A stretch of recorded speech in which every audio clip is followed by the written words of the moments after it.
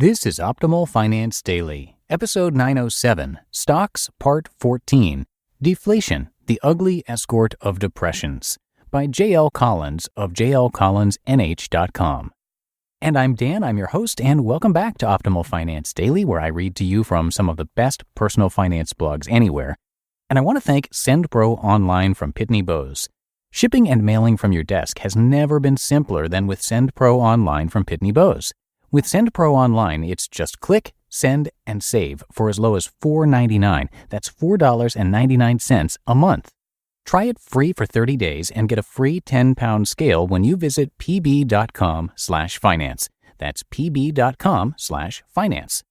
And now let's get right to today's post from JL as we optimize your life. Stocks, Part 14, Deflation, the Ugly Escort of Depressions, by J.L. Collins of jlcollinsnh.com. In Part 12, Bonds, reader Chronic Rants commented, quote, "I'd love to see more on deflation. I've always been confused about it and about its consequences. It seems like it would be a good thing, and yet," end quote. That's a great point, and what better topic, I thought, for unlucky number 13 in this series. Unfortunately, I forgot that was my plan, and withdrawal rates got spot number 13. Oh well, it's tough getting old. When deflation has come up in my previous posts, it has been the ugly escort bringing depressions to the ball. Indeed, here in the USA, we have had 4 depressions since our founding in 1776, 1818 to 21, 1837 to 43, 1873 to 96, the duration record holder, and the one we think of most often, the Worldwide Depression of 1930 to 1933. In each case, deflation was there, walking side by side, holding depression's hand. So what the heck is deflation anyway? Simply put, it is the lowering of prices and the increasing of the value of money. As Chronic Rants says, it seems like it would be a good thing. In many cases, it is. Let's take a closer look. Good deflation. One of the dynamic benefits of our economic system is the steady lowering of prices through technological innovation and increased productivity. Perhaps the clearest example of this in recent decades is the rapid fall in prices and improvement of products in the electronic tech world. The laptop or TV that was $2,000 a few years back can be had now for $500. People never tire of pointing out that we carry more computing power in our phones than that on the Apollo moon missions. As a percentage of average earnings, the cost of food, housing, and transport are all lower today than 50 years ago. Yet through innovation and productivity gains, the companies that provide these things are doing better as well. Our money buys more of all these things and is thereby worth more than it was. This is deflation, and it is a good thing. Ugly deflation. Deflation turns ugly when prices drop for reasons other than increasing innovation and productivity. This occurs during economic downturns. At first, this too can be a good thing, but the danger is slipping into a deflationary spiral. It looks something like this. Unemployment rises. Demand for goods slows. Prices come down. Profits drop. Companies cut production. Unemployment rises faster. Demand for goods slows further. Prices fall.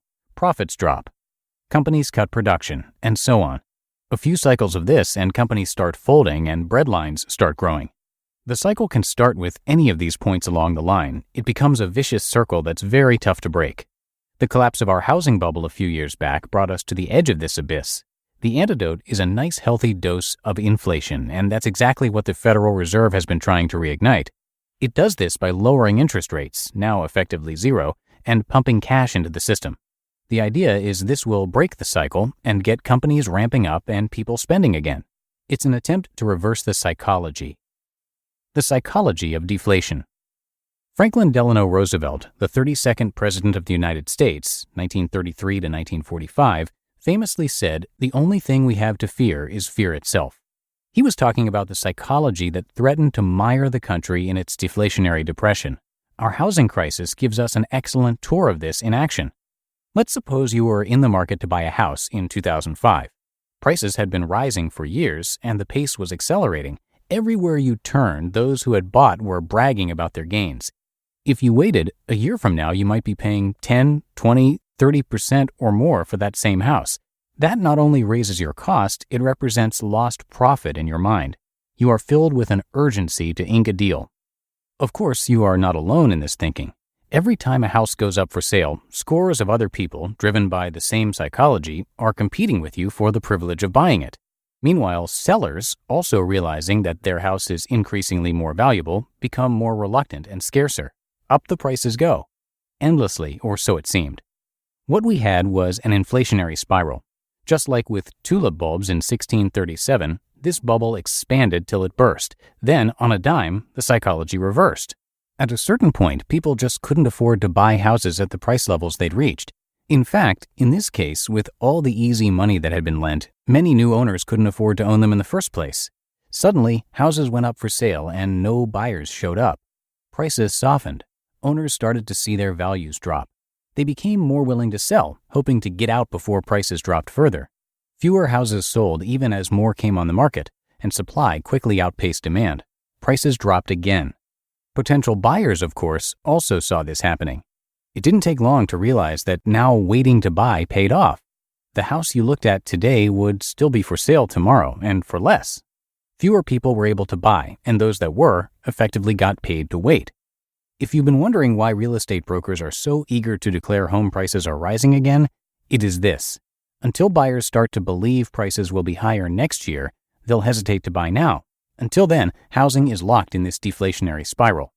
The danger is, of course, that housing is a huge part of the economy. When housing sales slow, it spills into the sales of lumber, appliances, furniture, windows, HVAC, flooring, garden equipment, and a raft of other stuff, along with the jobs related to them. As those drop, other segments of the economy dependent on them, and the folks that work for them, get pulled down. If enough get caught in their own whirlpools, the entire economy enters the deflationary spiral. Next thing you know, Mr. Deflation is introducing you to Ms. Depression. Deflation winners and losers. As we've already seen, we all win through the deflation of prices through technological innovation and increased productivity. And it's not hard to see the losers in a deflationary spiral. Companies fold, people get thrown out of work, and investments collapse. But even these ugly deflations have winners. Remember, deflation is the lowering of prices and the increasing of the value of money. Deflationary spirals simply accelerate this process. You win if 1. You hold cash. This is why your Depression-era grandparents or great-grandparents hoarded cash. Deflation means cash buys more. It increases in value. 2. You hold bonds. As you know from Part 12, bonds, when you buy bonds, you are lending your money. Deflation means that your money buys more when you get paid back at a later date, providing, of course, the bond issuer survives the depression and has the money to pay. Default risk. 3. You are on a guaranteed fixed income. Those on Social Security and fixed pensions would benefit, as their income buys more goods and services. Interestingly, Social Security has provisions to raise benefits in response to inflation, but none to lower them in times of deflation. Same is true of most pensions. Now, before you go out and sell everything and stuff the money in your mattress, it is worth noting the Federal Reserve is working overtime to reignite inflation. There's an old saying on Wall Street, "Don't fight the Fed," and that's good advice. You just listened to the post titled Stocks, Part 14, Deflation, the Ugly Escort of Depressions, by J.L. Collins of jlcollinsnh.com. And don't forget, shipping and mailing from your desk has never been simpler than with SendPro Online from Pitney Bowes. With SendPro Online from Pitney Bowes, it's just click, send, and save for as low as $4.99 a month. And for being an Optimal Finance Daily listener, you'll receive a free 30-day trial to get started and a free 10-pound scale to ensure that you never overpay.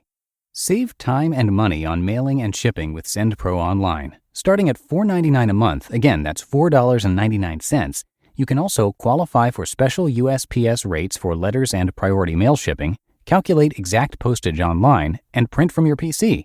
Go to pb.com/finance to access this special offer for that free 30-day trial, plus a free 10-pound scale to get started. That's pb.com/finance. Experience shipping made simple with a free trial of SendPro Online from Pitney Bowes. And that will do it for today. Thank you so much for listening, and I'll see you right back here tomorrow, where your optimal life awaits.